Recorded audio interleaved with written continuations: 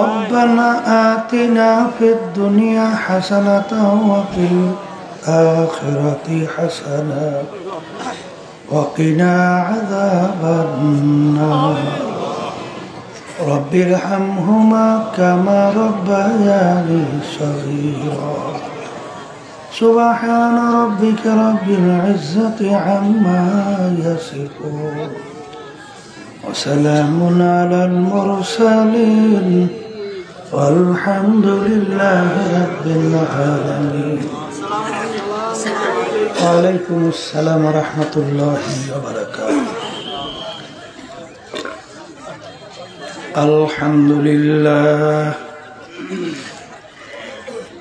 الحمد لله نحمده ونستعينه ونستغفره ونؤمن به ونتوكل عليه ونعوذ بالله من شرور أنفسنا من يهده الله فلا مضل له ومن يضلله فلا هادي له ونشهد أن لا إله إلا الله وحده لا شريك له ونشهد أن محمدا عبده ورسوله أما بعد فأعوذ بالله من الشيطان الرجيم بسم الله الرحمن الرحيم إن الذين آمنوا وعملوا الصالحات كانت لهم جنات الفردوس نزلا صدق الله العلي العظيم. সবাই দুরূদ শরীফ পড়ি।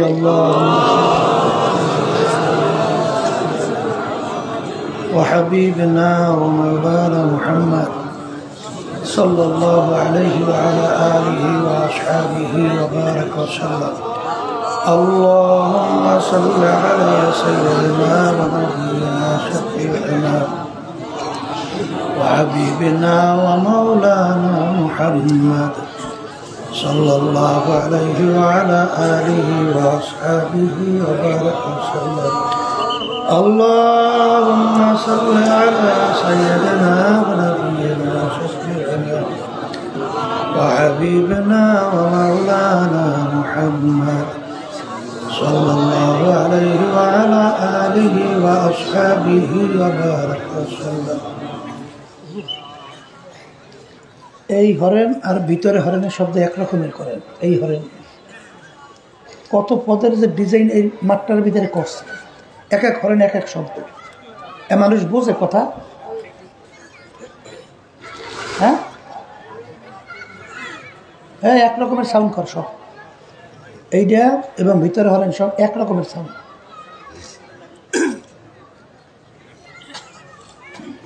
আল্লাহ পাক রব্বুল আলামিন দরবারে লাখ কোটি শুকরিয়া আদায় করতেছি। রব্বুল আলামিন ফিতনা ফাসাদের যুগে দুনিয়ার সমস্ত কাজ থেকে বিরত রেখে উলামায়ে কেরামদের মজলিস, জাকিরিন, শাকিরিন, সাদিকিন, অনেক আল্লাহর খাস বান্দারা এই মজলিসের মধ্যে আছে, যাদের সঙ্গে আমাদের জীবনের একটা সময় আল্লাহ রাব্বুল আলামিন কাটাবার সুযোগ করে দিয়েছেন। শুকরিয়া তান বলি আলহামদুলিল্লাহ। লাইন শাকারতুম লাযীদান্নাকুম ওয়ালা ইন কাফারতুম ইন্না আযাবি লাশাদীদ। আল্লাহ রাব্বুল আলামিন বলছেন, হে আমার বান্দা বান্দীরা, আমার পক্ষ থেকে যখন নেয়ামত পাবা, নেয়ামতের শুকরিয়া আদায় করবা। যদি নেয়ামতের শুকরিয়া আদায় করো, তোমাদের উপরে নেয়ামত আরো বাড়াইয়া দেব। কি বলছিলাম? পিছনের শব্দ আর এই হরেনের শব্দ একরকম করতে বলি নাই। এই যে হরেনটা আর পিছনের শব্দ এত বাড়াইয়া রিপ্লাই করে, খেয়াল করো। এইটা শব্দ বাড়া, আবার একার কমাই মাঝখানে ঠিক মতো রাখ, বেশি লম্বা বেশি আওয়াজ বাড়াইও না, মধ্যম থাকুক।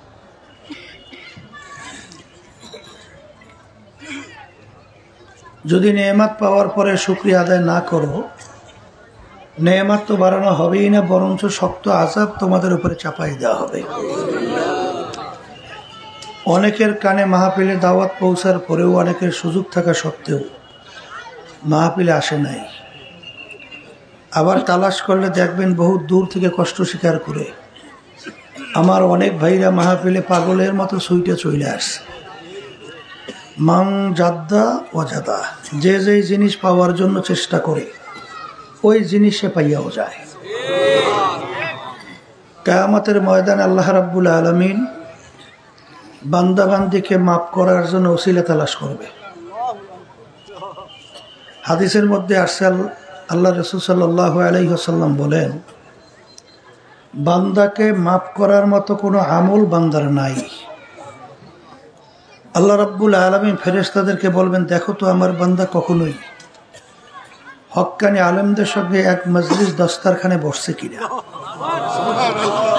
রব্বুল আলামিন জীবনে একবার পাওয়া গেছে, যা এই ওসিলে আমি ওকে মাফ করে দিলাম। আজকে যারা এখানে আসছেন নিয়াত যাদের সহি, এই ওসিলে আল্লাহ রাব্বুল আলামিন মাফ করে জান্নাতের ঘোষণা দিতে পারে। আমার আব্বাজান বলতেন 50 লক্ষ নেকি এর কম জমা হতেই পারে না। নিয়াজাদের সহি আল্লাহ লক্ষ লক্ষ নেকি আমলনামা দান করবে। আর নেকির মূল্য তো শুইনা থাকেন ওলামায়ে কেরাম, তো বলে আল্লাহ রাসূল সাল্লাল্লাহু আলাইহি ওয়াসাল্লাম উহুদ পাহাড়কে ইঙ্গিত করে বলছিলেন, যারা মদিনা শরীফ গেছেন উহুদ পাহাড় তো দেখছেন, মাইলকে মাইল লম্বা, বিরাট উঁচা। পুরা পাহাড়টা যদি স্বর্ণের হয়ে যায়, এর যত মূল্য হবে তুলনা ছাড়া একটা নেকির মূল্য অনেক বেশি। একটা নেকির প্রয়োজন সম্পর্কে তো শুনছেন, আল্লাহ রাব্বুল আলামিন কোরআনুল কারীমের ভিতরে বলছেন, ফামান ইয়া'মাল মিসকালা যাররাতিন খায়রান ইয়ারা ওয়া মান ইয়া'মাল মিসকালা যাররাতিন শাররান ইয়ারা। যাররা পরিমাণ তোমার যদি নেকি থাকে তার ফল তুমি ভোগ করতে পারবে, যাররা পরিমাণ যদি গুনাহ থাকে তার ফল তোমার ভোগ করতে হবে। কথাটা আমি বলছি না আল্লাহ বলছে? যাররা সম্পর্কে তো অনেকে জানেন, কাপড় ধুইয়া নিগড়াইয়া রোদের ভিতরে ঝাড়া দিলে লক্ষ লক্ষ রেণু রেণু দেখা যায়। এক একটা রেণুকে বলা হয় যাররা। তার কিয়ামতের ময়দান একটা নেকি ঠেকা বাজতে পারে না? পারে পারে কিয়ামতের ময়দানে একটা নেকি সংগ্রহের কোনো সুযোগ আছে? বলে নাই। কেন? ব্যাপার কি? আল্লাহ রাব্বুল আলামিন কিয়ামতের ময়দানটা কত ভয়াবহ হবে, কত কঠিন হবে, আল্লাহ রাব্বুল আলামিন বুঝাতে যাইয়া কোরআনুল কারীমের ভিতরে বলছেন, ইয়াউমা ইয়াফিরুল মারউ মিন আখিহি ওয়া উম্মিহি ওয়া আবিহি ওয়া সাহিবাতিহি ওয়া বানিহি লিকুল্লি ইমরিইম মিনহুম ইয়াউমা ইযিন শা'নুন ইউগনি। আল্লাহ রাব্বুল আলামিন বলছেন কিয়ামতের ময়দানটা এত ভয়াবহ হবে,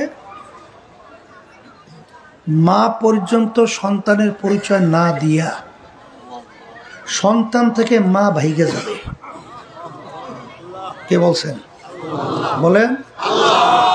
তাই মা যদি সন্তান থেকে ভাগে, এই ওখানে পোলাপানগুলো চিল্লায়, এই শেষ আছে বকরা নাই, তোমার কানে যায় না? হ্যাঁ, আমার মাইকে কওয়া লাগে।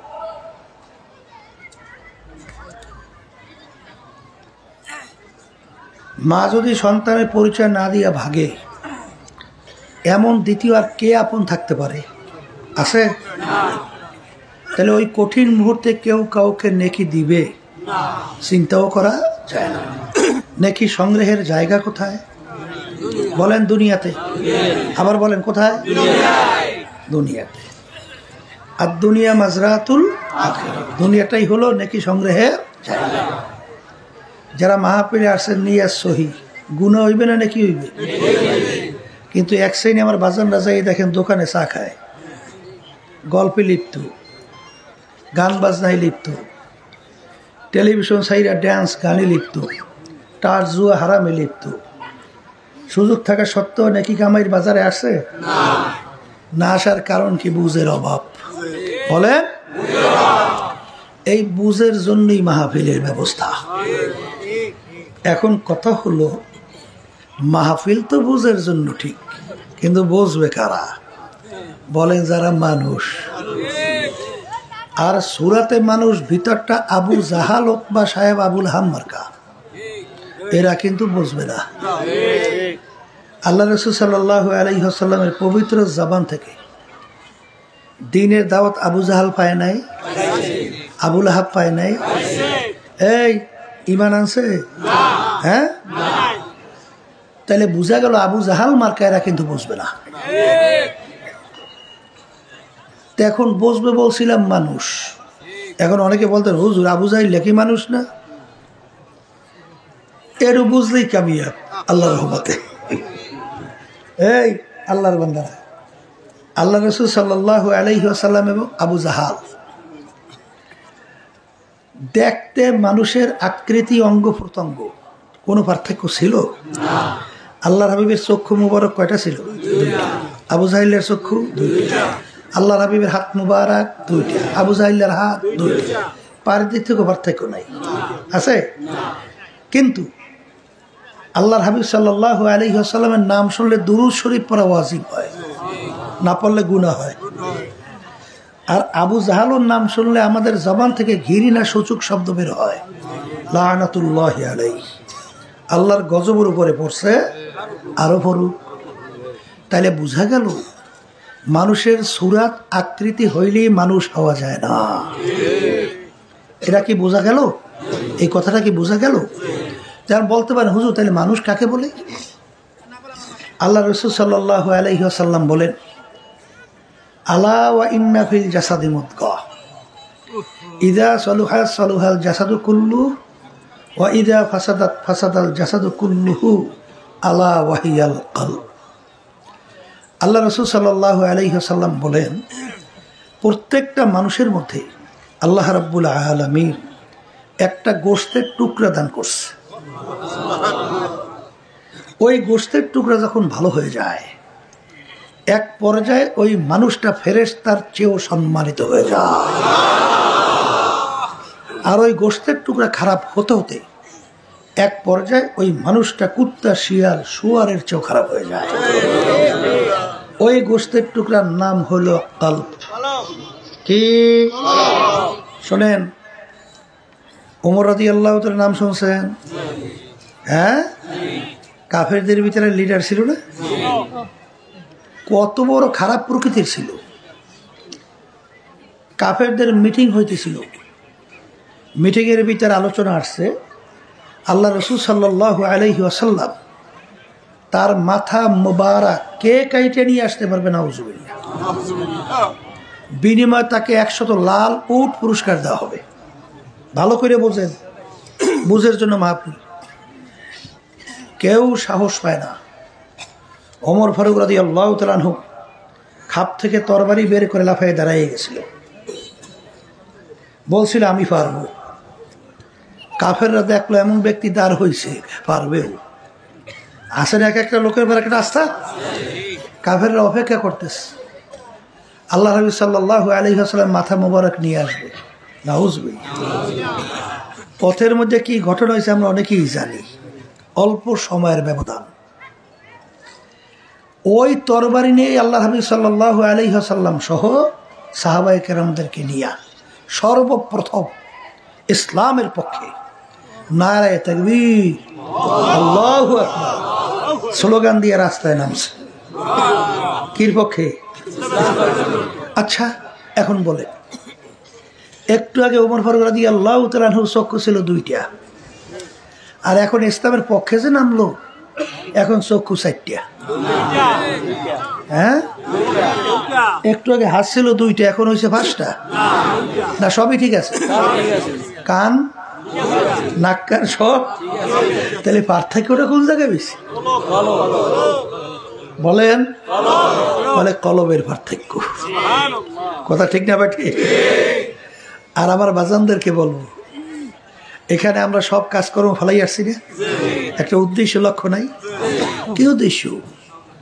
এই আখেরাতে নাজাত পাইয়া বেহেশতে যাব, জাহান্নাম থেকে বাঁচবো, কথা ঠিক? এখন বেহেশতে যারা যাইতে চান, জাহান্নাম থেকে যারা বাঁচতে চান, আল্লাহ রাব্বুল আলামিন বেহেশতে যাওয়ার ব্যাপারে শর্ত লাগাইছেন। কি লাগাইছে? শর্তটা শোনা লাগবে না? আল্লাহ রাব্বুল আলামিন কোরআনুল কারীমের ভিতরে বলেন, ইল্লা মান আতাল্লাহা বিকলবিন সালিম।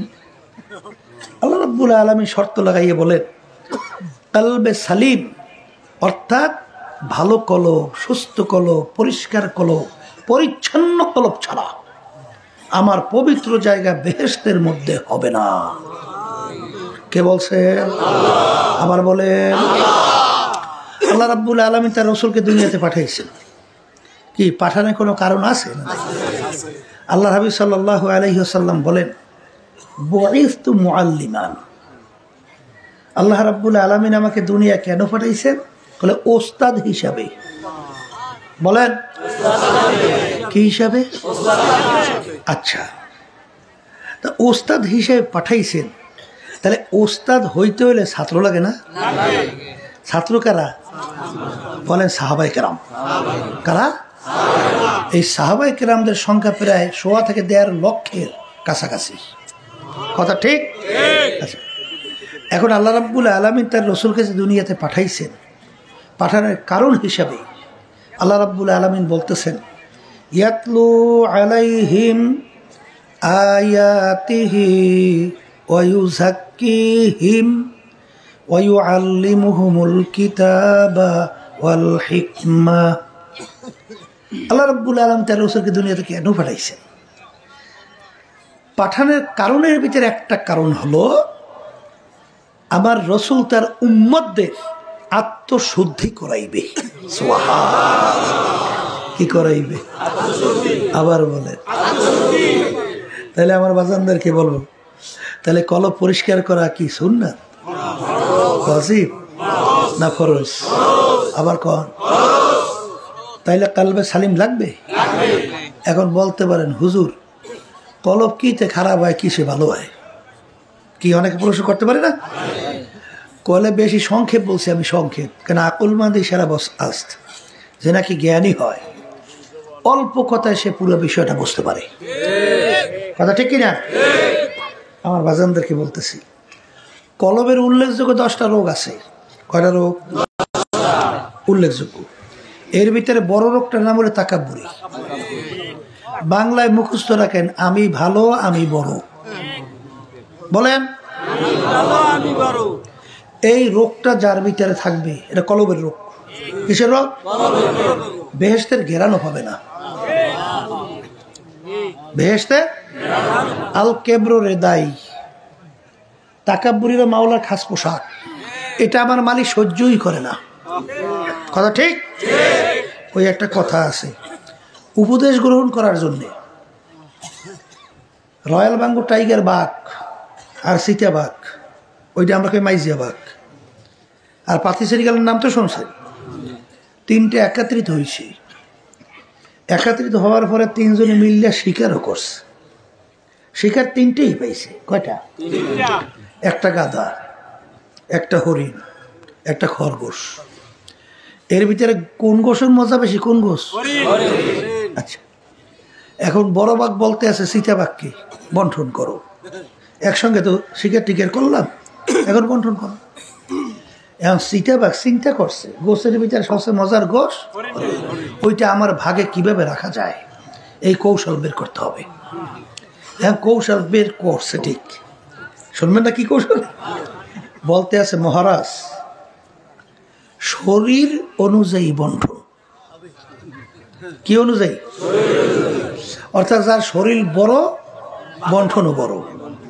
মাইজিয়া মাইজিয়া, ছোট ছোট, গাদাটা বড়, ওইটা আপনার ভাগে, আর হরিণটা মেজ, ওইটা আমার ভাগে, আর খরগোশ ওইটা পাতি শ্রীগালে ভাগে। এই বন্টনে বাঘ খুব খুশি হয়েছে না?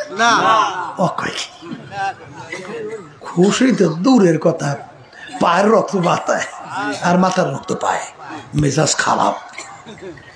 ওরে খবিস, কৌশল বাড়ি করছো, হরিণের গোস্ত খাবি, তা খাওয়াবো জবর খাবার। এই কথা বললে হাত উঠাইয়া এমন ভাবে থাবা মারছে, চিতাবাঘের চোখ বাইরেই গেছে, এমন খালি থর থর করে কাঁপতে আছে থাবার চলে। এখন মেজাজ খারাপ, বলতে আছে পাতি শ্রীকালকে বন্ধন কর। পাতি শ্রীকাল মনে করছে এক থাবায় তোর চোখ বেরিয়ে গেছে, আমি বন্ধনে বেকায়দা বলে আমার রুহুই ঠিক আছে। এখন বলতে আছে মহারাজ, আপনার জন্য সকালের নাস্তা হইল খরগোশ, আর আপনার দুপুরের জন্য খানা হইল হরিণ, আর আপনার রাত্রের খানা হইল গাদা। তিনটা কার বাগে? মহারাজের বাগে। মহারাজ খুশি না ভেজার? খুশিতে বাঘ বাঘ। এত সুন্দর বন্ঠন ধরে শিখাইছে কেনা? কল ওই থাবায় শিখাইছে, থাবায় আমাকে শিখাইছে কেমনে বন্ঠনটা করতে হয়। কথা ঠিক কিনা? মহারাজ খুশি, খুশি হয়ে বলতেছে, তুই যখন আমার বরত্ব প্রকাশ করছো যে আমার কিচ্ছু লাগবে না, সব তোকে দিয়ে দিলাম। খুশির সরে সব। আল্লাহু আকবার। আমার মালিক সর্বদিক থেকে বড়, তোমার কথাবার্তা, চালচলন, হারাকাত, ছাকানাত, প্রতিটা কার্যক্রম, আমার মালিককে যদি বরত্ব তুমি প্রকাশ করতে পারো, আমার মালিক তোমার উপরে খুশি। কথা ঠিক না বেঠি? খুশি হওয়ার পরেই এই মাল্লাহুল মাওলা ফালাহুল কুল, যা সত্তর। কথা ঠিক কিনা? এই জন্য আমার বাজানদেরকে বলবো, এই রোগ দূর করা লাগবে। সবসময় এত লম্বা আলোচনা আমি করবো না, সংক্ষেপ বলতেছি। ইবলিস শয়তান, এই আসমানি 104 কিতাব, আসমানি কিতাবের সংখ্যা কত? 100। এই 104 কিতাবের ইলম আল্লাহ রাব্বুল আলামিন ইবলিসকে দান করছিল। এত বড় জানুন না পাণ্ডিত। ওদিকে আবার দেখবেন ইবাদতের ময়দানে এমন কোনো বলে জমিনের জায়গা নাই জানে বলে ইবলিস সেজা যায় না। কথা কয় না? ওদিকে মুআল্লিমুল মালাইকা উপদিবেশ, এত সম্মানিত।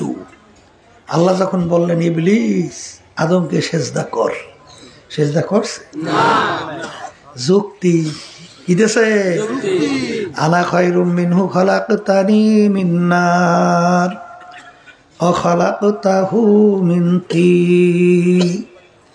রব্বুল আলামিন, আপনি আমাকে বানাইছেন আগুন দিয়া, আদমকে মাটি। আগুনের গতি ঊর্ধ্বে, মাটির গতি নিম্নে। যার গতি ঊর্ধ্বে হয় তার সম্মান বেশি। তো উচিত ছিল আদম আমাকে সেজদা করবে, আমি কেন আদমকে সেজদা করব? যুক্তি দেখা দৃষ্টিতে মেলছে না? মেলে নাই। কিন্তু যুক্তির দায়কার সঙ্গে। ওরে বেয়াদব, তোর এত বড় সাহস, তুই আমার হুকুম তো মানলি না, বরং আমার সঙ্গে যুক্তি পেশ করছো। ওরে খবিস, যা চিরতরে জাহান্নামের হুকুম। কথা কয় না? আদম আলাইহিস সালাতু ওয়াস সালামকে মালিক বলছেন গন্ধম খাইও না। খাইছে কি খায় নাই? হ্যাঁ, খাওয়ার পর আদম আলাইহিস সালাতু ওয়াস সালামের যুক্তি ছিল না? যুক্তির অভাব নাই, যুক্তির পিছনে পড়ছে না। পইরা রব্বানা যালামনা আনফুসানা ওয়া ইল্লাম তাগফির লানা ওয়া তারহামনা লানাকুনান্না মিনাল খাসিরিন। সুবহানাল্লাহ। আল্লাহ রাব্বুল আলামিন মাফ করছে, আসতে কয়তো শুধু মাফ করছেন তাই না, নবী হিসাবে ঘোষণা দিয়ে দিয়েছে। এই জন্য বেটা দে আপনি হাসতে को अगर कुछ मर्तबा चाहो के दाना खाक के मेले गोले गुलजार होता है। যতক্ষণ পর্যন্ত তার ওই একটা বিচি দানা তার অস্তিত্বকে মাটির সঙ্গে বিলীন না করবে, ততক্ষণ পর্যন্ত ওর থেকে কোনো গাছ ওঠার আশা করা যায় না। আমি গলবো না, গাছ উঠবে না? কোনোদিন উঠবে না।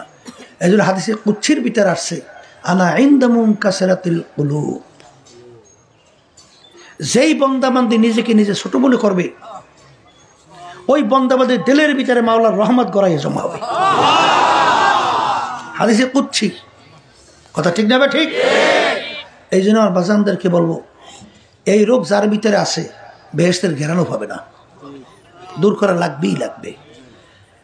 কি বলবো বলেন? আচ্ছা আমি বড় মেয়ে, আমি ভালো, এইটা বলার শক্তি দুনিয়ার কোনো মানুষের আছে? আচ্ছা বলেন তো আছে কিনা? আচ্ছা গুনাহ করে নাই নবীরা ছাড়া এরকম একজন মানুষ আছে কিনা? যদি কেউ বলে হুজুর গুনাহ করিনি, ওরা মিথ্যু। কারণ আল্লাহ রাসূল বলেছেন কুল্লুকুম খাত্তাউন, তোমরা সবাই গুনাহগার, গুনাহগার ছাড়া কেউ নাই।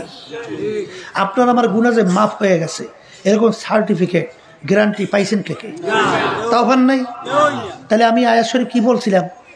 ফামাইয়া আমাল মিসকালা যাররাতিন শাররান। তাহলে যাররা পরিমাণ গুনাহ থাকলেও শিকল হাতে পায়ে জাহান্নামে লাগতে পারে।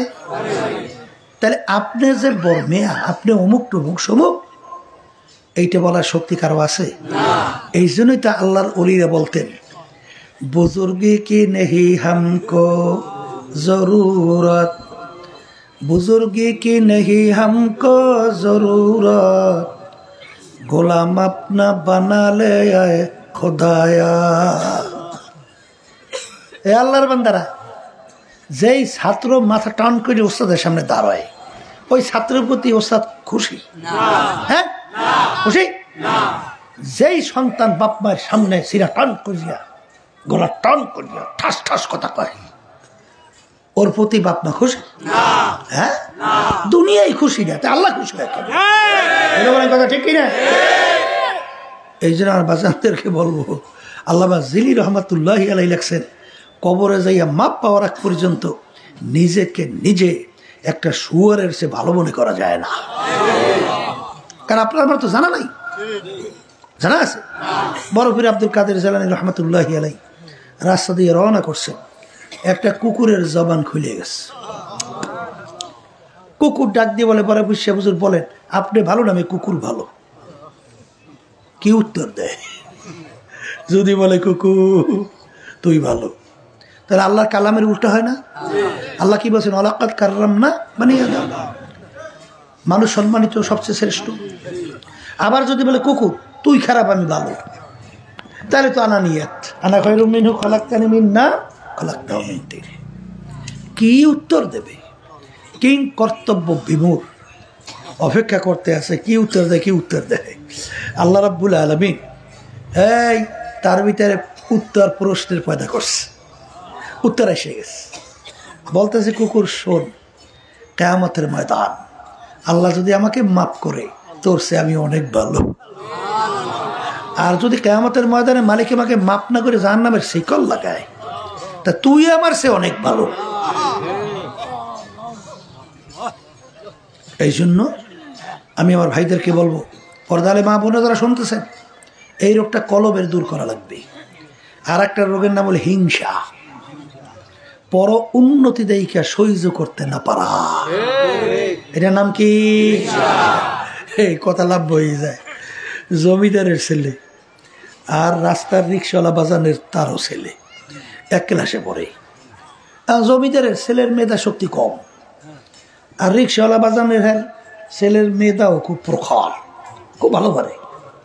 একজন এসে বলতেছে, জমিদার আপনার ছেলে যে ক্লাসে পড়ে রিক্সাওয়ালার ছেলে একই ক্লাসে পড়ে, রিক্সাওয়ালার ছেলে তো খুব ভালো পারে, আপনার ছেলে তত ভালো পারে না। এখন হিংসা জাগিয়ে উঠছে, আমার ছেলে পারে না ওর ছেলে পারে। বলতেছে ও পারলে কাজ হবে কি, পরীক্ষা পাশ করবে না। এখন যে ভালো পারে, এখন পরীক্ষা দেওয়ার পরে পাশ করছে না, খালি পাস না, ফার্স্ট ক্লাস ফার্স্ট, আর ধরিয়ে না তার ছেলে ফেল। ও জমিদার বললেন কি? আপনার ছেলে বললেন যে ও পাশ করবে না, ও দি ফার্স্ট ক্লাস ফার্স্ট, আপনার ছেলে দিয়ে ফেল। ও হলে পাশ করলে কাজ হইবে কি, চাকরি পাইবে না। মানি ওর উন্নতি সহ্য করতেই পারে না। এখন যে ভালো পারছে কি চাকরি পাইবে না? পাইছে ও চাকরি। ও জমিদার চাকরি পাইবে না, চাকরি পাইছে, চাকরি পেলে কাজ হইবে, বেতন পাইবে না। মানে মিলুক বা না মিলুক সহ্যই করতে পারে না। এখন চাকরি বাকরি করছেন, বেতন পাইবে না, পাইছে বেতন। ও জমিদার কি ব্যাপার, বেতনও দি পাইছে। বলে বেতন বলে কাজ, ওই টাকা দিয়ে কোনো কাজে লাগবে না। অর্থাৎ উন্নতি সহ্য করতে পারে না। এইটা এমন একটা রোগ। আল্লাহ রাসূল সাল্লাল্লাহু আলাইহি ওয়াসাল্লাম বলেন, আল হাসাদু ইয়াকুলুল হাসানাত, যার ভিতরে এই রোগটা থাকবে তার সমস্ত আমল নামার নেকি জ্বালাইয়া ধ্বংস কইরা আমল নামার নেকি মুক্ত কইরা ফেলবে। তাহলে হিংসা করার পরে তোমার লাভ হইল না ক্ষতি হইল? এটা বলা সহজ, শোনাও সহজ, বাস্তবতা কিন্তু বড় কঠিন, বড় কঠিন। এই একদল আল্লাহর বান্দারা আছে সর্বনাই মোটে সহ্যই করতে নাই। একটা আশ্চর্য কথা না? এই সর্বনাই কি হয়েছে? সর্বনাই যে মানুষ গেলে বেনমানি, নামাজি মানুষগুলো বেনামাজি হয়।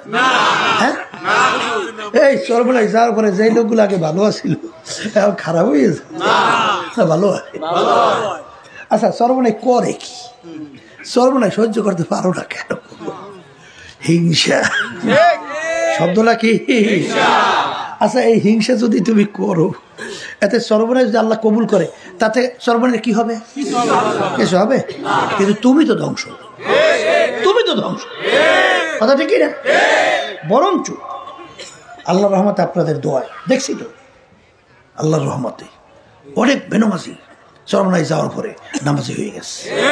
কিছুদিন আগে আমি সিলেট থেকে আসছি, এক যুবক আমাকে বলতেছে, হুজুর আমাকে সর্বনাশ মুজাহিদে দাওয়াত দিয়েছে সর্বনাশ যাওয়ার জন্য, আমি সহজে যাই নাই, গত ফাল্গুনে গেছিলাম, ওই পড়তে হুজুর নামাজ শুরু করছি, এর আগে কোনোদিন নামাজই পড়ে নেই।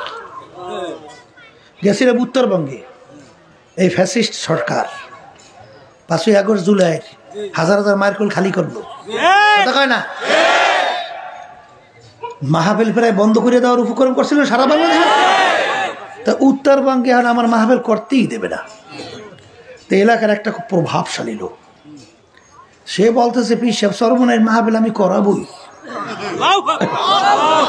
তো জোর করে করানোর পরে এখন সে, মানে আমি স্টেজে যাইনি, এর আগে আলোচনা করতেছে সর্বনাশ কি পরিচয় দেয়।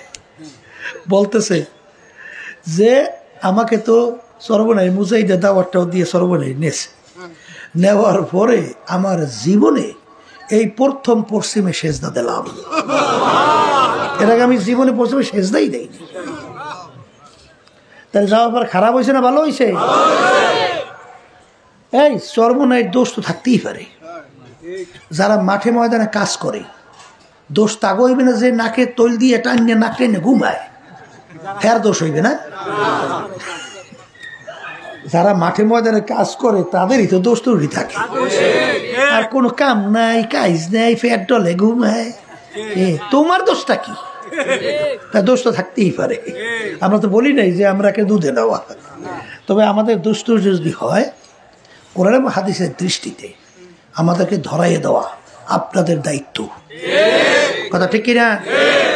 যদি আমরা পরিবর্তন কোরআন এবং হাদিসের দৃষ্টিতে হওয়ার পরেও দোষ না করি, তখন মাইক একটা না 100 লাগাইয়ে ঘোষণা করি। কিন্তু চরমানের মাধ্যমে আল্লাহর ফজল ও করমে আপনাদের দোয়ায় দ্বীনের দাওয়াত এবং আল্লাহর বান্দাবান্দি আল্লাহর সঙ্গে সম্পর্ক তৈরি করা এবং মানুষ দিনদার হওয়ার একটা ফ্যাক্টরি না, কথা কয় না? তাহলে তুমি যদি মুসলমান হও, তুমি যদি ইসলামকে ভালোবাসো, তাহলে তুমি তো সর্বনাইকে খারাপ জানতে পারো না, কথা ঠিক কিনা? ভুল বলছো? এই খারাপ জানবে আর কপাল নিজেরটা নিজে পড়বে, এতে কোনো লাভ হয়? কোনো লাভ হয় না। এই জন্য আমার বাচ্চাদেরকে বলবো, হিংসা দূর করা লাগবে।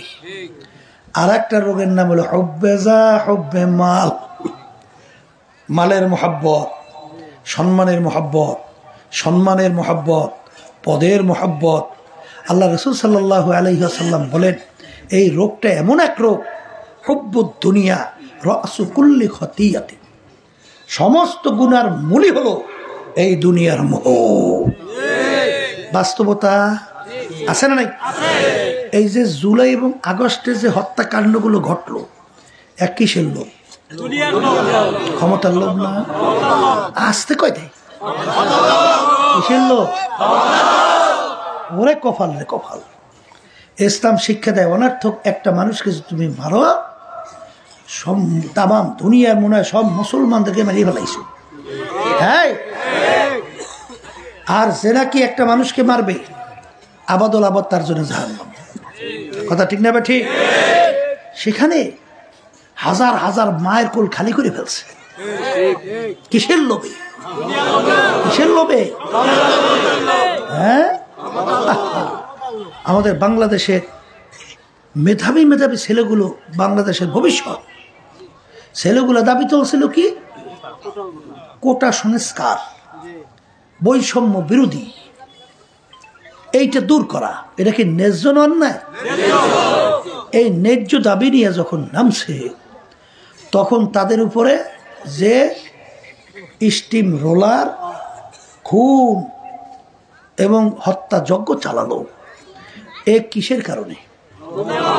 হ্যাঁ, এই দুনিয়ার মোহের কারণে, ক্ষমতার লোভে, সম্পদের লোভে, সম্মানের লোভে। কথা ঠিক কিনা? এই জন্য আল্লাহ রাসূল সাল্লাল্লাহু আলাইহি ওয়াসাল্লাম বলেন, এই রোগটা হলো দুনিয়ার না সমস্ত গুনার মূল। কথা ঠিক কিনা? আমার বাজানদেরকে বলবো, শোনেন, ভালো করে বোঝেন, যারা নাকি একটু ক্ষমতার জন্যে দরাকে সরাগান মনে করেন না, আমি সেই বাজানদেরকে বলবো, অনেকে নামাজ পড়েন, রোজা রাখেন, আল্লাহকে বিশ্বাস করেন, পরকালকে বিশ্বাস করেন, কিন্তু যেই দল মানব রচিত কুফরি তন্ত্র মন্ত্র বাস্তবায়ন করতে চায়, তাদের সহযোগিতা থাকেন এবং সেই দল করেন। আছে না নাই? আমি বাজানদারকে বলবো, তামাম দুনিয়া আদর্শ বাস্তবায়নের লড়াই চলছে না? এর ভিতরে একটা আদর্শের নাম কি? সমাজতন্ত্র। শোনেন নাই? শুনছেন? এর প্রবক্তা কারা? লেনিন, কার্ল মার্কস, মাও সেতুং। কথা ঠিক না? ঠিক। কমিউনিস্ট মানে যেটাকে বলা হয় কমিউনিজম, এইটা প্রতিষ্ঠিত রাশিয়া, চীন, বিভিন্ন দেশে। সেখানে আপনি দেখবেন লেনিনের মূর্তি ক্যারেনের মাধ্যমে উঠাইয়া সাগরে নিক্ষেপ করছে। কারণ এই নীতি আদর্শের মাধ্যমে শান্তি পায় নাই বিধায় ওর মূর্তি সব উড়েই ফেলাই দিচ্ছে। কথা ঠিক। এরপরে আর একটা হলো প্রচলিত গণতন্ত্র, যেটা আমাদের বাংলাদেশের মধ্যে বিএনপি লালন করে, আওয়ামী লীগ লালন করে, জাতীয় পার্টি লালন করে। কথা ঠিক না? ঠিক। এর প্রবক্তা কেনা? প্রাক্তন প্রেসিডেন্ট আমেরিকার আব্রাহাম লিঙ্কন। কি বলছিল? Government of the people, by the people, for the people. তিনি এক কথায় বোঝাতে চায় সমস্ত ক্ষমতার মালিক জনগণ। এখন যারা নামাজ পড়েন, রোজা রাখেন, হজ করেন, যাকাত দেন, দান সৎকার করেন, আপনাকে আমি প্রশ্ন করি, যদি এই কথা আপনি স্বীকার করেন সমস্ত ক্ষমতার মালিক জনগণ, এখন আপনি বলেন যে আপনার ইমানের অবস্থান কোথায়? আচ্ছা, ইমান যদি নাই কোন, তাহলে আপনার নামাজের মূল্যটা কি? রোজার মূল্য কি? অন্য ইবাদতের কি মূল্য? আছে কোনো মূল্য? বরঞ্চ এই যারা নাকি আওয়ামী লীগের সাথে জড়াইছিলেন, বুঝতে করছেন না না করছেন আমি জানি না, আমি বাজানদেরকে বলি, ধর্মনিরপেক্ষতাবাদ তারা বাস্তবায়ন করতে চায় না? আসতে কয় দেয়? এই ধর্মনিরপেক্ষতাবাদ কোথায় আসিল? ভারতে। কোথায়?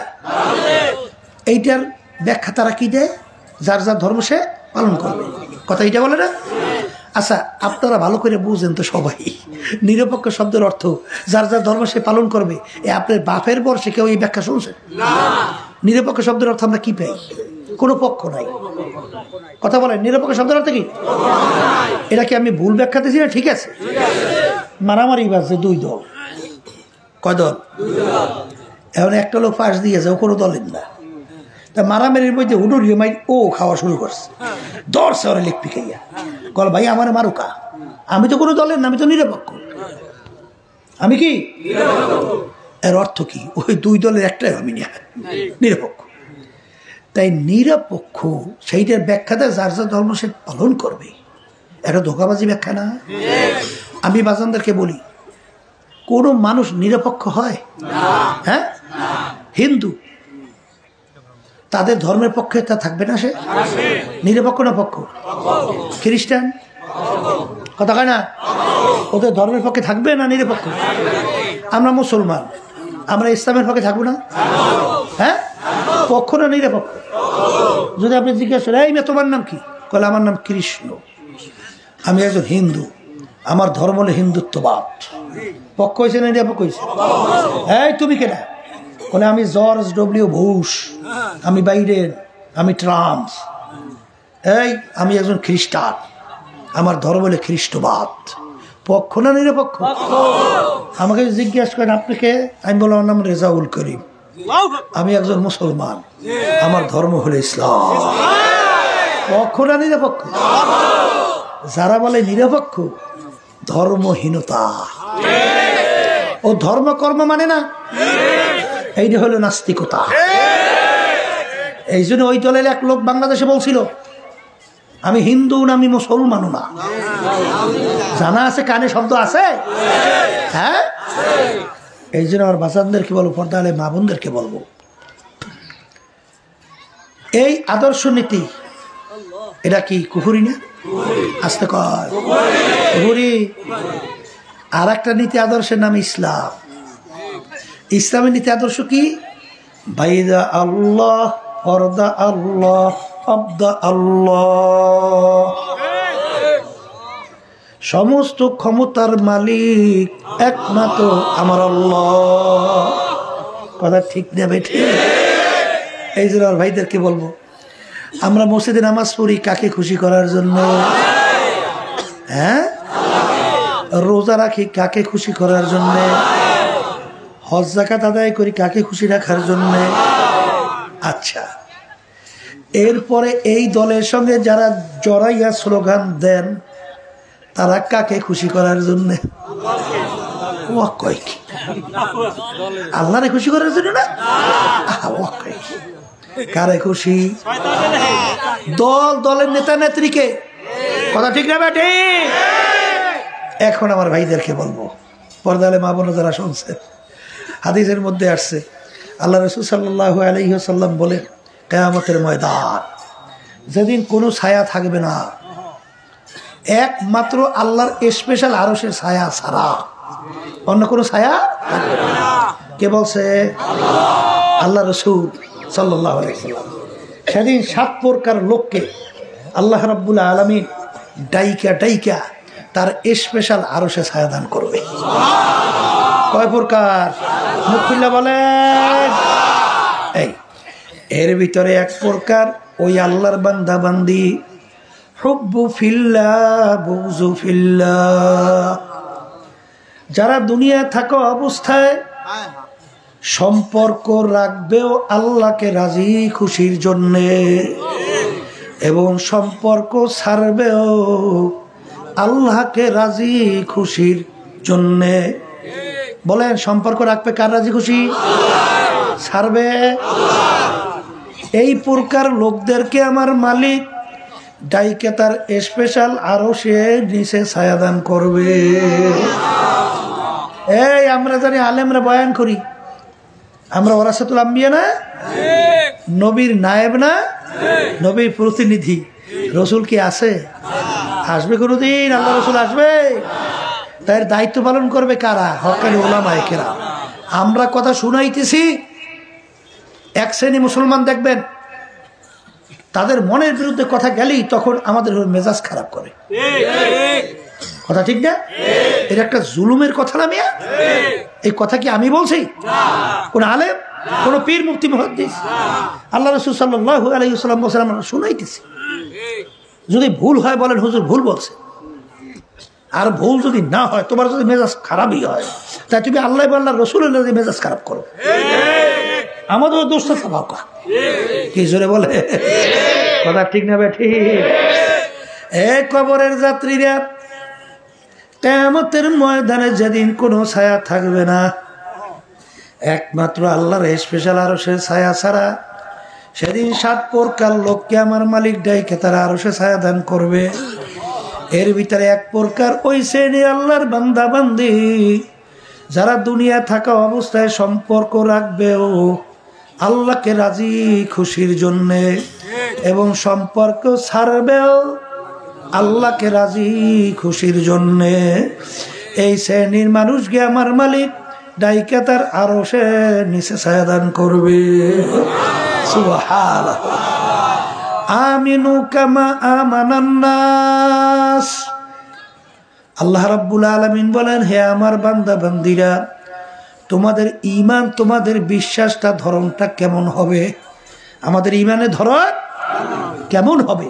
আল্লাহ বলতেছেন সাহাবায়ে কেরামদের ঈমান এবং তাদের ঈমান যে ধরনের ছিল, তোমরা ওই ধরনের ওই ঈমান আনো।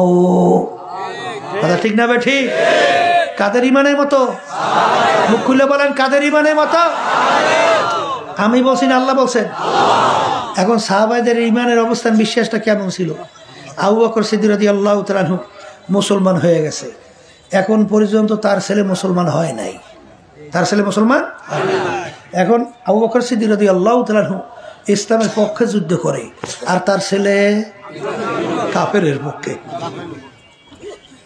পরবর্তীতে যখন মুসলমান হয়ে গেল, এখন আবু বকর সিদ্দিক রাদিয়াল্লাহু তাআলা তার সন্তান তার আব্বাকে বলতেছেন, আব্বাজান, অমুক যুদ্ধে এমন কায়দায় আপনি আমার সামনে পড়ছিলেন, আমি ইচ্ছা করলে আপনাকে আমি কতল করতে পারতাম, কিন্তু যেহেতু আপনি আমার আব্বা, এই জন্য আপনাকে আমি কতল করি নাই। আবু বকর সিদ্দিক রাদিয়াল্লাহু তাআলা আনহু বলেন, বাবা, আমি খোদার কসম করে বলছি, ওই সময় যদি তুমি আমার সামনে পড়তে, সঙ্গে সঙ্গে তরবারি দিয়া তোমার মাথাকে আমি দ্বিখণ্ডিত করে ফেলতাম। কারণ তখন তুমি আমার আল্লাহর শত্রু, তখন তুমি আল্লাহর রাসূলের শত্রু, তখন তুমি মুসলমানদের শত্রু, তুমি আমারও শত্রু। আমিনু কামা আমানান নাস। তোমরা ঈমান আনো। কার হুকুম? কোন আল্লাহর হুকুম? আবার কার হুকুম? ঈমান আনো। সাহাবায়ে কেরাম যেভাবে ঈমান আনছিল, পাগলামি মনে করছে? হ্যাঁ, মন যাচ্ছে তাই করবেন। বেহেশত সাজাইয়া আল্লাহ, আমার মালিক আল্লাহ অপেক্ষা করতে আছে, আসো আসো। ঠিক না? যাইতে বলছে, কেন সুরে দাঁড়া বেকা। কথা ঠিক না? ঠিক। কোরআন হাদিসের বাহিরে কোনো বেহেশতের রাস্তা আছে না? তা জোর করিয়া যাইবে? যাইতে পারে, নিজে একটা বেহেশত বানাইয়া যাইতে পারেন। কথা ঠিক না? ঠিক। তাই যেই কথা বলতে চাইছিলাম, এই সম্পর্ক দুনিয়া থাকবে কার জন্য? আল্লাহ রাজি খুশির জন্য। ছাড়বেন কার জন্য? হ্যাঁ, এই প্রকার লোকদেরকে আল্লাহ আরশে ছায়া দান করবে। আমি বাজানদেরকে জানতে চাই, পর্দা আলে মা বোনরা যারা শুনতেছেন, এই কিয়ামতের ময়দান আল্লাহর আরশে ছায়া কার আসার? হাত উঠা। আল্লাহু আকবার। হাত উঠার মালিক দেখুক। আল্লাহ আপনি আমাদের জন্য কবুল করে নেন। আলহামদুলিল্লাহ। হাত নামা। তাহলে হাত তো উঠেইছেন, এখন যদি বেহেশতের নিচে ছায়া পাইতে চান, তাইলে দুনিয়া থাকা অবস্থায় সম্পর্ক রাখবেন যেই সম্পর্কে আল্লাহ খুশি, আর সম্পর্ক ছাড়বেন যেই সম্পর্ক ছাড়লে আল্লাহ খুশি। যেই সম্পর্কের মাধ্যমে আল্লাহ বেজার, ও সম্পর্ক রাখা যাবেই না। কথা ঠিক কিনা? এক শ্রেণী আমার বাজানরা কি বোঝে, আমরা কি বুঝি আল্লাহই ভালো জানে। কথা ঠিক কিনা? হেরা বুঝছে কি, আমরা কি বুঝছি কে জানে। এই মসজিদের ভিতরে যায় নামাজ পড়ি আল্লাহরে খুশি করার জন্য, ঠিক না? আবার বাহিরে নেই, এই যে বললাম মানব রচিত কুবুরি তন্ত্রমন্ত্র, এটা যারা বাস্তবায়ন করতেছে তাদের পক্ষে স্লোগান দিতে দিতে গলা ফাটাইয়া শেষ পর্যন্ত বলি, আমার নেতার চরিত্র ফুলের মতো পবিত্র, নামাজ পড়ে না একক তো, এরপর চুরি চামারি কইরা বিদেশে বেগম ভাড়া তৈরি করে, এরপরে মানুষ খুন করতেও চিনতে পারে না, মিথ্যার তো ফুল চুরি, দিনের রাত্র বেলায় রাত্রের দিন বেলায়, এর চরিত্র বলে ফুলের মতো, তাই কুত্তার চরিত্রটা কি? কথা কয় না? এ শুয়ারের চরিত্রটা কি? ফুলের মতো পবিত্র। দো কিস্তি পর নেহাদানকে চেরা যায়। আল্লাহ হাবিব সাল্লাল্লাহু আলাইহি ওয়াসাল্লাম বলেন, দুনিয়া এবং আখিরাতের সম্পর্ক কেমন? আমি বলিনি, আল্লাহ রাসূল বলতেছেন কাযুররাতাইন, দুই সতীনের মতো। এই আল্লাহর বান্দারা, এমন কোন বেটা আছে দুই স্ত্রীকে একসঙ্গে খুশি রাখতে পারছে? পারে? আর জীবনেও শুনি নেই। একজনকে খুশি করলে আর একজন বেজার হয়, ঠিক কিনা? দুই সতীর একাত্রে খুশি রাখা যায় না। আল্লাহ রাসূল সাল্লাল্লাহু আলাইহি ওয়াসাল্লাম বলেন, কেউ যদি দুনিয়া এবং আখিরাত একাত্রে খুশি করতে চাও, যেরকম দুই স্ত্রী সতীনকে এক স্বামী খুশি রাখতে পারে না, এরকম দুনিয়া এবং আখিরাত একাত্রে খুশি করা সম্ভব না। তুমি যদি দুনিয়াকে খুশি করো, আখিরাত বেজার হবেই হবে। আবার যদি তুমি আখিরাতকে খুশি করো, দুনিয়া বেজার হবেই হবে। আমি বলছি না, আল্লাহ রাসূল সাল্লাল্লাহু আলাইহি ওয়াসাল্লাম। এরপরে কেউ যদি দুনিয়া এবং আখিরাতকে খুশি করার জন্য একসঙ্গে দুই নৌকায় যদি তুমি পা লাগাও, যেরকম দুই নৌকা দুই দিকে যখন সরে, তোমার ভিতরে ফাইরা সেইরা ধ্বংস হওয়া ছাড়া যেরকম কোনো গতি থাকবে না, এরকম ভাবে খসরাত দুনিয়া ওয়াল আখিরা, তুমি দুনিয়াতেও ধ্বংস, আখিরাতেও ধ্বংস। কি আল্লাহর বান্দারা, কথা ঠিক না বেঠি? কেউ রাগ করি না, বোঝার চেষ্টা করে। কয় দিন আর বুঝবেন? হ্যাঁ, ফেরাউনের ইতিহাস পড়ে। আপনি তো টাকা পয়সা পাইছেন, একটু ক্ষমতা পাইছেন, ক্ষমতা সম্পূর্ণ দলের সঙ্গে জড়াই, ওরে সর্বনাশ! পাওয়ার কি ধারে কাছেও যাওয়া যায় না, ঠিক না বেঠি? ডাকাইতের দলের সর্দার, ওর কত পাওয়ার! দলীয় লোক যদি কোনো অন্যায় করে, অনেক সময় গুলি কইরাও মাইরা ফালায়। পাওয়ারের শেষ নাই। ওর পাওয়ার কতক্ষণ? পুলিশের হাতে অ্যারেস্ট হওয়ার আগ পর্যন্ত। যখন পুলিশের হাতে অ্যারেস্ট হয়, যখন বুট দিয়া লাইতে পাড়াইয়া, যখন হাড্ডি গুড্ডি ভাইঙ্গা ফালায়, কোথায় যায় ওর সারগিরি, কোথায় যায় ওর সর্দারগিরি? আর থাকে? আজকে চক্ষু খোলা দুনিয়ায় আমার মালিক তোমাকে আমাকে পাঠাইয়া, আমার মালিক ঘোষণা দিল, আমহিল উমরুয়াইদা, তোদেরকে আমি স্বাধীনতা দান করলাম। কেন? পরীক্ষার হলের মধ্যে ছাত্রছাত্রী 3 ঘন্টার জন্য পরীক্ষা দেয়। সেই পরীক্ষার হলের মধ্যে ছাত্রছাত্রীর স্বাধীনতা আছে না না? এ আল্লাহর বান্দারা, ছাত্রছাত্রী 3 ঘন্টার জন্য যা মনে করে তা লেখে, নিষেধ করে? নিষেধ করার কোনো নিয়ম আছে? হ্যাঁ, এখন কেউ যদি সুন্দর নিরিবিলি সময়, কেউ ডিস্টার্ব করে না, 3 ঘন্টা পাইছে, এখন বইয়া বইয়া মন মতো প্রেম কাহিনী লেখে, বইসে বইসে বিভিন্ন গল্প লেখে। ওরে কায়দা, সময় পাইছে 3 ঘন্টা, কায়দা, কেউ ডিস্টার্ব করে না। এই 3 ঘন্টা শেষ, যখন ফল বের হয়, first class, fail, division, fail. কথা ঠিক কিনা? এই এখন ঘরের দরজা বন্ধ করিয়ে কান্দে, কিরে ঘরের দরজা বন্ধ করছে না? বলে লজ্জায় মুখ দেখাবো কি, ফেল করছি। কলে ফেল করবি না, করবি কি? সময় পাই এত এই কেমন ঘটাইছো। কথা ঠিক না? ঠিক ঠিক। আমার মালিক তোমাকে আমাকে দুনিয়ায় পাঠাইয়া, আমার মালিক পরীক্ষার হলের ভিতরে স্বাধীনতা দান করছে। আমহিল হুক, স্বাধীনতা দান করছে কেন জানেন না? আল্লাহ কোরআনুল কারীমের ভিতরে বলেন, লিয়াবলুয়াকুম আইয়ুকুম আহসানু আমালা, পরীক্ষার হলে পরীক্ষা নেওয়ার জন্যে। বলেন কি জন্যে? আমি বলছি না আল্লাহ বলছেন? আবার বলেন আমি বলছি না আল্লাহ বলছেন? কি নেওয়ার জন্য? পরীক্ষা নেওয়ার জন্য। কতগুলা পরীক্ষার হলে পরীক্ষা নেওয়ার জন্য।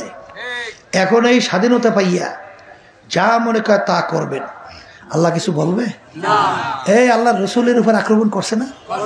আল্লাহ সহ্য করতে পারে? তারপরে তো পরীক্ষা হলে কিছু বলবে না। কথা কয় না? আল্লাহর হাবিবের রক্ত মোবারক ঝরাইছে না? এই মাথা বড় হেলমেট ঢুকাইয়া ভাঙ্গে চলে ঢুকাইছে না?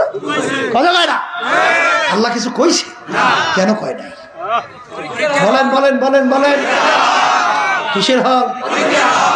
এই পরীক্ষার হলের মধ্যে এখন পরীক্ষার হল পাইয়া এখন তো বর্মে আমি অমুক আমি তমুক, ওরে সর্বনাশ। ক্ষমতার বাহাদুরিতে ফেরাউনের ইতিহাস পড়ো। এই পরীক্ষার হলে ক্ষমতা পাইয়া বনিয়ে ছেলে ছেলে সন্তানগুলা ধৈর্য ধৈর্য জবাই করছিল, কেউ বলার কোনো শক্তি নাই। যখন ওই হায়াতের বেড়া শেষ হইয়া গেল, আমার মালিক ওকে নীল নদীর ভিতরে ফালাইয়া চুবাইয়া চুবাইয়া তারপর মারছে। কি আর ফেরাউনের কোনো ক্ষমতা আছে? সাদ্দাত, নমরুদ, বাংলাদেশে বাড়বে আগে খবর নেই। ওরে ক্ষমতা!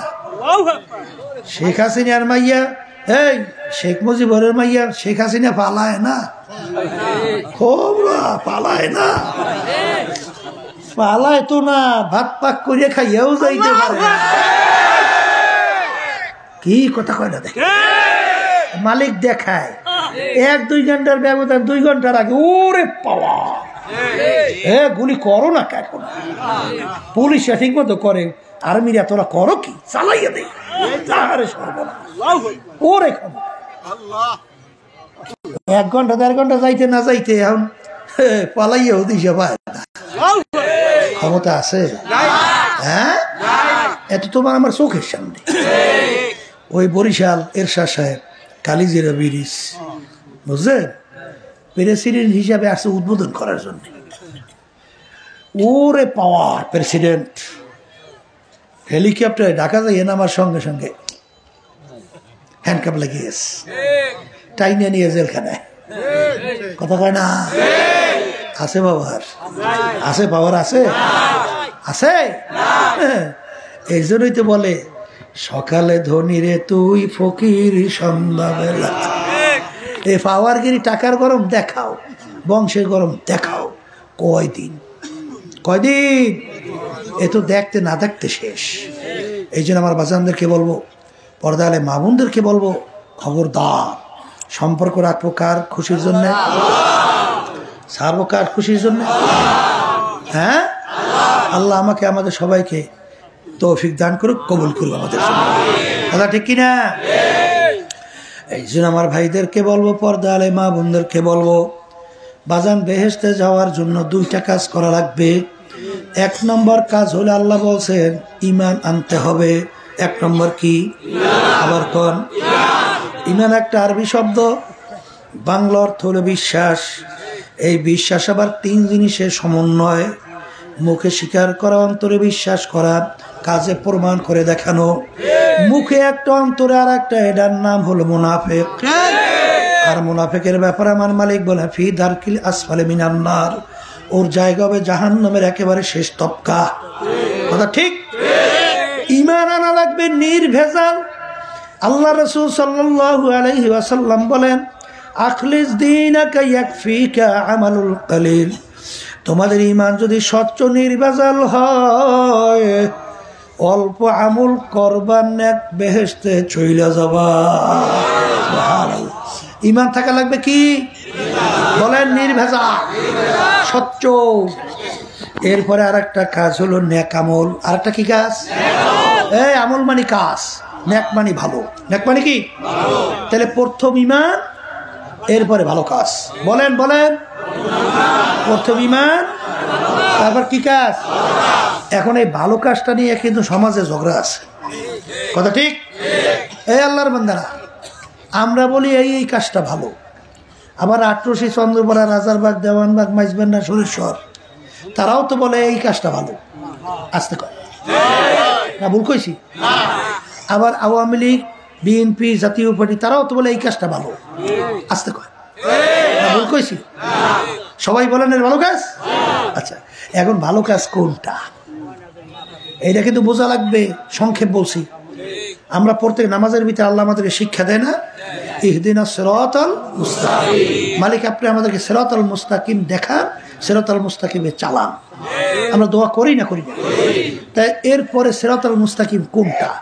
আল্লাহ বলতেছেন সিরাতাল্লাযীনা আন'আমতা আলাইহিম, যেই পথে চলার পরে আপনার পক্ষ থেকে যাদের উপরে আপনার নেয়ামত বর্ষিত হয়েছে তাদের পথে আমাদেরকে চালান। এই দোয়া শিক্ষা দিয়েছে কে? এখন কাদের উপর আল্লাহ নেয়ামত বর্ষিত হয়েছে? অন্য আয়াতে আল্লাহ বলতেছেন মিনান নাবিয়্যিনা ওয়াস সিদ্দিকিনা ওয়াশ শুহাদাই ওয়াস সালিহিন ওয়া হাসুনা উলাইকা রফিকা। আল্লাহর কাদের উপরে নেয়ামত বর্ষিত হয়েছে? বলেন নবীদের উপরে, বলেন সিদ্দিকিনদের উপরে, বলেন শুহাদায়ে কেরামদের উপরে। আর তাদের ধারাবাহিকতায় কিয়ামত পর্যন্ত যারা এই সিলসিলা আর এই আমল করবে নেককার পরহেজগার আল্লাহ ওয়ালাদের উপরে। কথা ঠিক কিনা?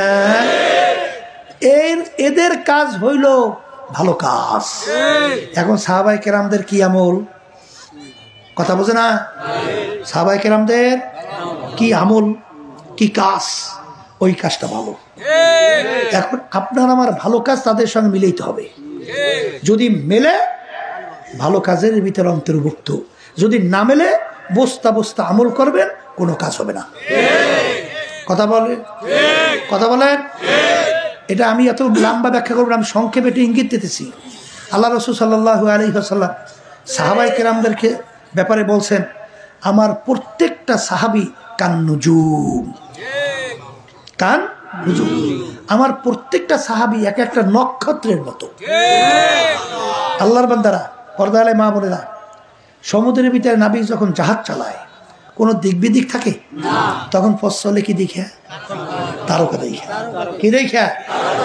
তাই আল্লাহ রাসূল সাল্লাল্লাহু আলাইহি ওয়াসাল্লাম বলেন তোমরা যখন বেহেশতের রাস্তা হারায় ফেলবে, যখন জাহান্নাম এবং বেহেশতের রাস্তা পার্থক্য করতে পারবে না, আল্লাহ রাসূল সাল্লাল্লাহু আলাইহি ওয়াসাল্লাম বলেন আমার যে কোনো এক সাহাবীর ইক্তাদাইতুম। সবাই বলেন সুবহানাল্লাহ। আমার যে কোনো এক সাহাবীর তোমরা অনুসরণ অনুকরণ করবে তো তোমরা সোজা বেহেশতের রাস্তা পাইয়া জান্নাতে চলে যাবে। কথাটা আমি বলছি না, আল্লাহ রাসূল সাল্লাল্লাহু আলাইহি ওয়াসাল্লাম বলছেন। কথা বলে না বাজান? বর্তমানে কিন্তু ঝামেলার কোনো শেষ নাই। কথা কয় না? এই এক সাইডে কিন্তু বের হইছে, তারা বলা শুরু করছে মহিলাদের পোশাকাদের কোনো রেস্ট্রিকশন নাই। এটা নাউজুবিল্লাহ এখন না আসতে পর্দার ব্যাপারে কোনো গুরুত্ব নাই। ওরে কপাল রে কপাল, এই পর্দা হুকুমটা কি আমার? এই পর্দা হুকুমটা কার? হ্যাঁ, আচ্ছা এখানে কোনো ছাড় দেওয়ার সুযোগ আছে? নাই তো। তুমি মানো বা না মানো, কোনো কায়দা এ করার কিচ্ছু নাই। কথা ঠিক না? ঠিক। এই জন্য আমার বাজানদেরকে বলবো, এই পোশাকাদির ব্যাপারে কোনো রেস্ট্রিকশন নাই? আছে। আল্লাহ রাব্বুল আলামিন কোরআনুল কারীমে কি বলছেন? লিবাসুত তাকওয়া যালিকা খায়র, পরহেজগারি লেবাস তোমাদের জন্য উত্তম। সবাই জোরে বলেন সুবহানাল্লাহ। এই কথা আমি না, আল্লাহ। কে বলছেন? তাইলে বাজানদেরকে বলবো, এই আল্লাহ হাবিব সাল্লাল্লাহু আলাইহি ওয়াসাল্লাম তার দেখানো পথ ছাড়া বেহেশতে যাওয়া যায় না, জাহান্নাম থেকে বাঁচা যায় না। তুমি জোর করতে পারবা, তোমার কেটা কি করবি? ওই গ্রামে একটা কথা আছে না, হাত পাও বাঁধছে, বলে এই বেটা পিরিয়ড খাইতে পারো কয়টা? বলে একটাও না। হাত পাও বাইন্দে যদি দেই যে কয়টা পারেন, এর অর্থ কি? মানে এখন আমার করার তো কিছু নাই, আমার তো কিছু করার নাই। যে কয়টা দেবা কিছু করবো কি? হাতও বান্ধা পাও বান্ধা। কথা ঠিক না? জোর করে চাপাই দিতে পারো, ঠিক বুঝেন না? ওই এক বাইরে ছিল না ওই ফ্যাসিস্টের সময়, হুজুর গো লাগবে না, আলেম গো লাগবে না। এই এক মন্ত্রী বা দায়িত্বশীল কইতে আসছিল না, আমার বাবার জানাজা নামাজ ও আমি পড়াইতে পারবো, ও হুজুর টুজুর লাগে না। হয়েছিল ভালো, এটা তো খুশির খবর। ছেলে যদি বাপের জানাজা নামাজ পড়াইতে পারে মাশাআল্লাহ, ভালো না? কিন্তু কোন নামাজ পড়াও, বাপের ভাড়াও কই? আওয়ামী লীগ এক মন্ত্রী বলছিল না যে আল্লাহ আমার নেতা শেখ মুজিবুর রহমানের জন্য জাহান্নামের মধ্যে একটা উঁচু স্থান সম্মানিত দান করবে। হ্যাঁ শুনছিলেন? তাইলে তুই যদি তোর বাপের জানাজা নামাজ পড়া, তাই আগে শুনেই তো পাঠাবি। কি কথা ঠিক ঠিক মতোই তুই পাঠাবি। বাজানদেরকে বল, জোর করে বলা যায়, সমস্যা নাই। কিন্তু ওলামায়ে কেরাম আমরা কিন্তু জোর করিয়ে মানাবার জন্য আমাদের দায়িত্ব না। আমাদের দায়িত্ব আমা আলাইনা ইল্লাল বালাগ। আমাদের দায়িত্ব শুধুমাত্র তোমাদের কাছে পৌঁছানো। কে মানবা কে মানবা না, এটা তো আমাদের দায়িত্ব, কর্তব্য জোর করিয়া মানানো না। জোরে বলেন কথা ঠিক কিনা? আল্লাহ রাসূল সাল্লাল্লাহু আলাইহি ওয়াসাল্লাম যখন দেখলেন কাফেররা ঈমান আনে না, এমনভাবে পেরেশান হয়ে গেল, মনে হয় নিজে ধ্বংস হয়ে যাবে। আল্লাহ রাব্বুল আলামিন আয়াত নাযিল করে, রাসূল আপনাকে তো আমি দারোগা কইরা পাঠাই না। আমাদের ভাষা বলছি আর কি বোঝার জন্য। ওরা না মানলে ওদেরকে জোর কইরা মানানো লাগবে, এর জন্য আপনাকে পাঠাই নাই। আপনাকে পাঠাইছে শুধুমাত্র দাওয়াত পৌঁছাইয়া দিবেন। ওরা মানে বা না মানু, এটা বুঝবো আমি মালিক ওদের সঙ্গে। এই জন্য আমার বাজানদেরকে বলবো, পর্দা আলে মা বোনদেরকে বলবো, এ কবরের যাত্রীরা, তোমার কবরে তুমি যাবা, আমার কবরে আমি যাব। তোমার কবরের প্রশ্নের উত্তর তুমি দিবা। বর্তমানে মাইকে আলোচনাই করা যায় না, টানও দেওয়া যায় না, এমন কাজে সেটিং ফিটিং করে, এইটা ভিন্ন ওইটা ভিন্ন ওইটা ভিন্ন, এক এক মেশিনে এক একটা দিয়ে, মানে বয়ানে কোনো সৌন্দর্যতাও নাই, বয়ান করাও যায় না, মানে অশান্তি করে শেষ। তা যাই হোক, যেই কথা বলতে চাইছিলাম, এবার আর আতাতে করি না, যাই আসে থাক, ভালোই করছো। আল্লাহু আল্লাহ। আজান কবরের ভিতরে কোনো দলের পরিচয় আছে? কেউ যদি বলেন আমি চরমনাইয়ের মুরিদ, মাপ মাপ না? আমি আটরশি রাজারবাগ দেওয়ানবাগ সুরেশ্বর, মাপ? হ্যাঁ, আমি তাবলিগ, আমি সারসিনা, আমি জৈনপুর, আমি জামাত ইসলামের লোক। এই তাইলে আমি আওয়ামী লীগ বিএনপি কোন দলের কাজ হবে না? এ কবরের যাত্রীরা, পীরের জন্য কিন্তু কবরে প্রশ্ন তিনটা, মুরিদের জন্য তিনটা, ধনীর জন্য তিনটা, গরিবের জন্য তিনটা, ওস্তাদের জন্য তিনটা, ছাত্রের জন্য তিনটা। বাজান মান রব্বুকা ওয়া মা দীনুকা ওয়া মান নাবিয়ুকা, তিন প্রশ্নের ভিতরে কোথাও কিন্তু নাই তুমি চরমনাই না সারসিনার, না তুমি জামাত না তাবলিগ, না তুমি আটরশি না রাজারবাগ না দেওয়ানবাগ না আওয়ামী লীগ না বিএনপি না জাতীয় পার্টি আছে? যদি নাই থাকে আমার বাজানদেরকে বলবো, পর্দা আলে মা বোনদেরকে বলবো, দুনিয়ার যে কোনো কাজে 5 বারও যদি কেউ ঠগ, আবার ওই কাজের ভিতরে চেষ্টা করলে জিতবার আশা করা যায়। কিন্তু কবরের যাত্রীরা একবার যদি কেউ কবরে যাইয়া ঠইগা বসো, বাজার দ্বিতীয়বার দুনিয়াতে এসে আপিল কইরা জিতবার কিন্তু আর আশা নাই। এ কবরের যাত্রীরা, আল্লাহর বান্দারা, পর্দা আলে মা বোনেরা, মনে করছেন আমরা হুজুররা কিছু বুঝি না। বাজান বুঝা শুনে টুপি মাথায় রাখছি, বুঝা শুনে দাঁড়িয়ে রাখছি, লম্বা জামা গায়ে দেয়, বুঝা শুনে ফজরের সময় শীতের ভিতরে মুয়াজ্জিন যখন মসজিদে আযান দেয়, পাগলের মতো উঠে অনেক সময় ঠান্ডা পানিতে উযু কইরা মসজিদে পাগলের মতো দৌড়ায়। কারণ কি বাজান, ভালো কইরা চিন্তা ভাবনা কইরা দেখছি কোরআনুল কারীম নাযিল হলো প্রায় 1500 বছর হয়ে গেল, আজ পর্যন্ত কোরআনুল কারীমে কেউ ভুল বের করতে পারে নাই। বরঞ্চ যখন বৈজ্ঞানিকরা কোরআনুল কারীম নিয়ে রিসার্চ করে দেখে কোরআনুল কারীমের ভিতরে যা যা বলছে 100 ভাগ সব দিক থেকে মিলে যায়। এই জন্য বৈজ্ঞানিকরা যখন কোরআনুল কারীম নিয়ে রিসার্চ করে বাজান, এরকম হাজার হাজার লক্ষ লক্ষ বিজাতি পাণ্ডিত জ্ঞানী দার্শনিক বৈজ্ঞানিক তারা কিন্তু কালিমা পড়ে মুসলমান হইয়া যায়। বাজার কিছুদিন আগেও আমেরিকার এক পাণ্ডিত মহিলা ও যখন কোরআনুল কারীমের সূরা নামল নিয়ে যখন রিসার্চ করলো, রিসার্চ করার পরে দেখে কোরআনুল কারীমের মধ্যে আল্লাহ রাব্বুল আলামিন মৌমাছির ব্যাপারে যা যা বলছেন এখন আবিষ্কার করার পরে দেখে 100 ভাগ সব মিলে গেছে। এরপরে তিনি কালিমা পড়ে মুসলমান হইয়া গেল। এই কবরের যাত্রীরা, হে পর্দার আড়ালের মা বোনেরা, বাজারকে কখন কোন সময় কবরে রওনা করবা এটা কিন্তু তোমারও জানা নাই, আমারও কিন্তু জানা নাই। যারা আজকে দুনিয়ার স্বাধীনতা পাইয়া পরীক্ষার হলে যারা নাকি দুনিয়ামুখী মানব রচিত কুফরি তন্ত্রমন্ত্রের সঙ্গে জড়াইয়া জীবনকে শেষ করতেছেন, আমি সেই বাজানদেরকে বলবো, পর্দালে মা বোনদেরকে বলবো, ইয়াউমা নাদউ কুল্লা উনাসিন বিইমামিহিম, কিয়ামতের ময়দানে আমার মালিক প্রত্যেকটা মানুষকে তার দলের নেতা নেত্রীর সঙ্গে ডাকবে। ডাইকে আমার মালিক বলবেন, তোর দলের নেতা নেত্রী যেদিকে যায় ওদের পিছনে পিছনে সেই দিকে চইলা যা। এক কথায় তোমার নেতা নেত্রী যেখানে জায়গা আমার আল্লাহ বলছেন তোরও সেইখানে জায়গা।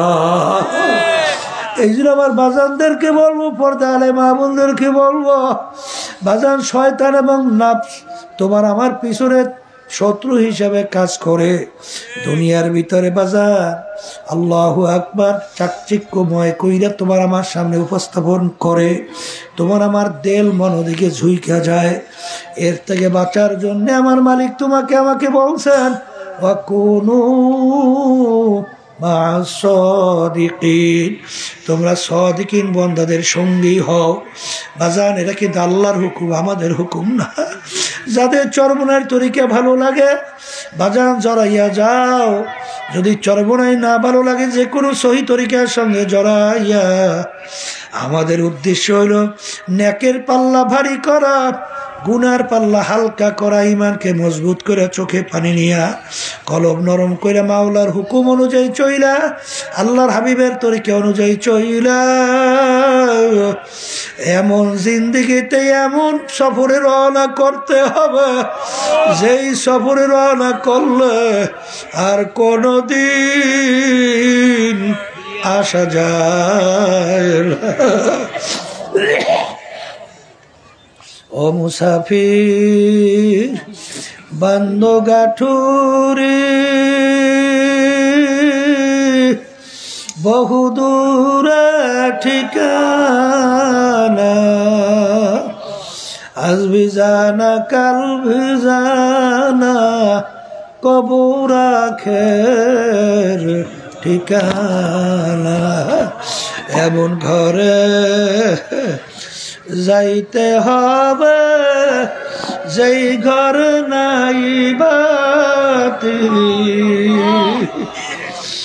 এমন ঘরে থাকতে হবে যেই ঘরে নাই সাথী। আল্লাহুম্মা আমিন। এই ঘরের মেয়ে লোকের হাত উড়াও, দুই চোখের পানি ফেলাও, মালিকের দরবারে কান্দো আর মাপ চাও। যদি কান্না না আসে মনকে বোঝো, রে মন একদিনে ঘরের দরজা দিয়া নতুন বউ হয়ে উঠছিল রে মন। কত মেয়ে লোকে শরবত খাওয়াইল, কত মেয়ে লোকে বাতাস করলো, আবার এমন একটা দিন আসবে এই ঘরের দরজা দিয়া মরা লাশ হইয়া বের হবো। আল্লাহ ছেলে কানবে মা মা করে, মেয়ে কানবে মা মা করে, জবাব তো আর দিবা না। আল্লাহ ইয়া আল্লাহ, আপনি মাটির দিকে চাইয়ে দেখে আপনার বান্দারা কিভাবে কান্দে। মালিক, আমাদের ছেলেও মরে নাই, মেয়েও মরে নাই, গুনাহ করে বসছি রে, মাফ করে দেন গো মাওলা, মাফ করে দেন। এ আল্লাহ, বান্দারা জোর করে কান্দে। সন্তান মারা গেলে চোখে পানি আসে, সম্পদ নষ্ট হলে চোখের ভিতরে পানি আসে। তোমার আমার গুনাহ করে জাহান্নামের আগুন জ্বলছে, ওই জাহান্নামের আগুন চোখের পানি ছাড়া ঠান্ডা হবে। এ আল্লাহ, যাদের ছেলে মাহফিল হয়ে মাহফিলের জন্য চেষ্টা করি, সাহায্য করো। আমরা মাহফিল উপস্থিত হয়ে গেলাম, সবাই এবার খাস মেহেরবানি নাযিল করো। আল্লাহ আমাদের আম্মা আব্বা দাদা দাদু সবার খবরকে বেরেছে বাগান বানায় আল্লাহ সবার কবুল করে না। سبحان ربك رب العزة عما يصفون وسلام على المرسلين الحمد لله رب العالمين।